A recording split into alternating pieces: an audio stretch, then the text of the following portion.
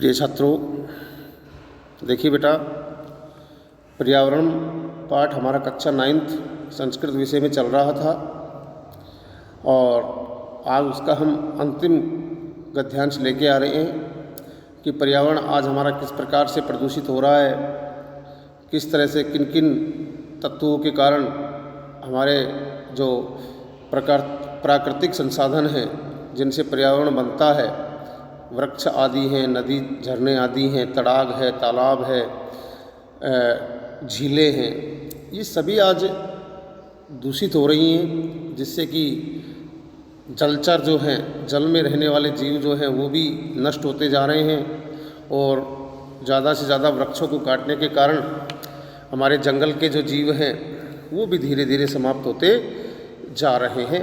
और जैसे जैसे पेड़ कटते हैं तो जंगल के जीव जो है वो हमारे यहाँ शहरों में, गाँवों में प्रवेश कर जाते हैं, उससे काफ़ी भय व्याप्त होता है और जनहानि भी होने का भय बना रहता है।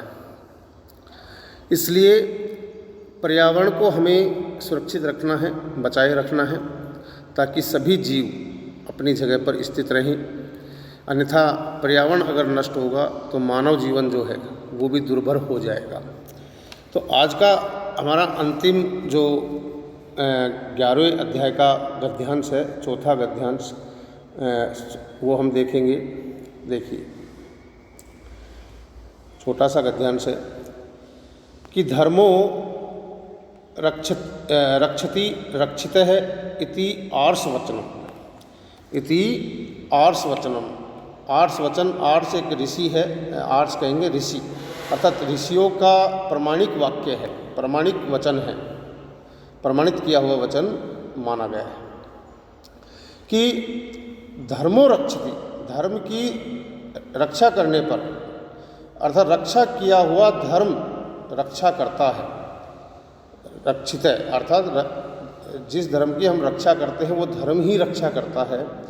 यह ऋषियों का वचन है। इति आर्षवचनम, यह ऋषियों का वचन है। पर्यावरण संरक्षणम अपि धर्मस्य एव अंगम इति ऋषिः प्रतिपादितवन्तः, कि पर्यावरण की रक्षा, पर्यावरण रक्षणम अपि, अर्थात पर्यावरण की रक्षा करना भी धर्मस्य एव अंगम इति, धर्म का ही अंग है। इति, ऐसा ऋषि यानी ऋषियों के द्वारा प्रतिपादित किया गया, कहा गया कि पर्यावरण की रक्षा करना भी धर्म का ही अंग है। ऐसा ऋषियों के द्वारा प्रतिपादित किया गया है। प्रतिपादित का अर्थ होता है कहा गया है। अतएव इसलिए ही वापी, कूप, तड़ाग आदि निर्माणम, देवायतनम, विश्राम गृह आदि स्थापनम च धर्म सिद्धे स्रोतो रूपेण अंगीकृतम। वापी, बावड़ी, वापी का अर्थ बावड़ी, कूप, कुएं, तड़ाग, तालाब आदि का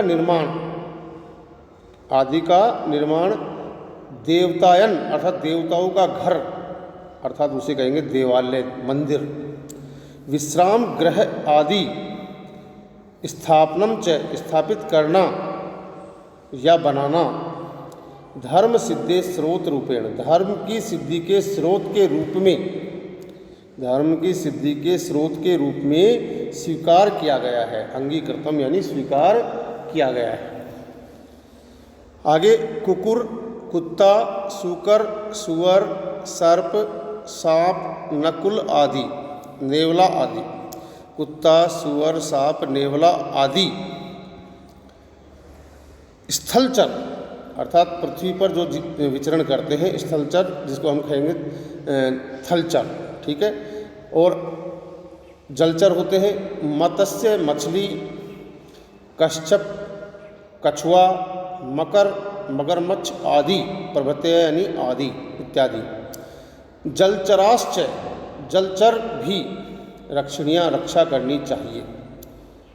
रक्षा करनी चाहिए। कुत्ता, सूअर, सांप, नेवला आदि थलचर और मछली, कछुआ, मगरमच्छ आदि जल के जीव की भी हमें क्या करनी चाहिए कि जीवों की भी रक्षा करनी चाहिए।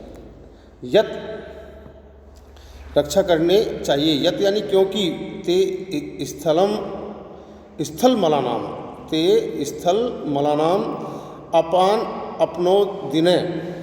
ठीक है, देखिए यहाँ पर ध्यान देने योग्य जो शब्द है वो है अपनो दिने। अपनो दिने अर्थात धरती की गंदगी को दूर करने वाले, और मलानाम यानी मल आदि को, क्योंकि वे मल आदि और धरती की जो गंदगी है उसको दूर करने वाले होते हैं। और जल मलानाम, और जल की गंदगी को अपहारिणम च, और जल की गंदगी जो है, पानी की जो गंदगी है उसको भी दूर करने वाले होते हैं ये जीव। इसलिए प्रकृति रक्षा एवं लोक रक्षा संभवती, इसलिए प्रकृति की रक्षा करने से ही जो है लोगों की रक्षा संभव है। इति अत्र न अस्ति संशय, इस प्रकार इसमें कोई संशय नहीं है। ठीक है, तो देखिए बेटा, ये आज हमने हमारा जो है पर्यावरण जो पाठ था उसका अध्ययन किया है, और अब चारों गद्यांशों का आपको हिंदी अनुवाद गृह कार्य में करना है। मुझे लगता है आप एक एक कर रहे होंगे। इसके अलावा पाठ्य पुस्तक के जो प्रश्नोत्तर हैं, जिसमें सबसे पहले है एक पदेन उत्तरम, तो एक पदेन उत्तरत वाला जो चैप्टर है हमारा वो आपको गृह कार्य में करना है। नंबर 2 पर है पूर्ण वाक्यन उत्तरत, तो पूर्ण वाक्यन उत्तरत भी आपको करना है। नंबर 3 है प्रश्न निर्माण, प्रश्न निर्माण भी आपको हल करना है, गृह कार्य में करना है। चौथा है पद रचना, तो उसको छोड़ देंगे हम चौथे को। 5वां जो है पद निर्माण कथिन प्रत्यय से युक्त है, तो इसको भी हम गृह कार्य ना करके केवल देख लेंगे। 6ठा क्वेश्चन जो है वो एक वचन से बहुवचन, बहुवचन से एक वचन में परिवर्तन है, तो इसे भी हम थोड़ा देख लेंगे। और इस प्रकार से हमें कुल मिलाकर के एक है हमारा 8वां क्वेश्चन, 8वां क्वेश्चन जिसके 2 भाग हैं। एक में उपसर्ग और पद अलग अलग करना है, और दूसरे भाग में समास के कुछ उदाहरण दिए हुए हैं, तो ये आपको हल करना पड़ेगा 8वां क्वेश्चन। तो 4 क्वेश्चन आपको करने हैं, पहला, दूसरा, तीसरा, पहला, दूसरा, तीसरा और 8वां, ये आपको गृह कार्य में करना है। और संभवतः आपकी डाउट क्लास जो है वो 21 तारीख से प्रारंभ होने जा रही है, जो कि विद्यालय में ही आयोजित की जाएगी। तो उसके लिए भी आप अपने अभिभावक को लेकर के 21 तारीख से पहले अपनी सहमति प्रदान कर दें। जो बच्चा सहमति जिसकी हमारे पास आ जाएगी वही उस क्लास में या स्कूल में आ सकता है, इसके अलावा किसी और को प्रवेश नहीं दिया जाएगा। तो स्कूल में आकर के अपने अभिभावक के साथ हमारे पास एक सहमति पत्र है, उस पर आप अपनी सहमति जताएं। धन्यवाद।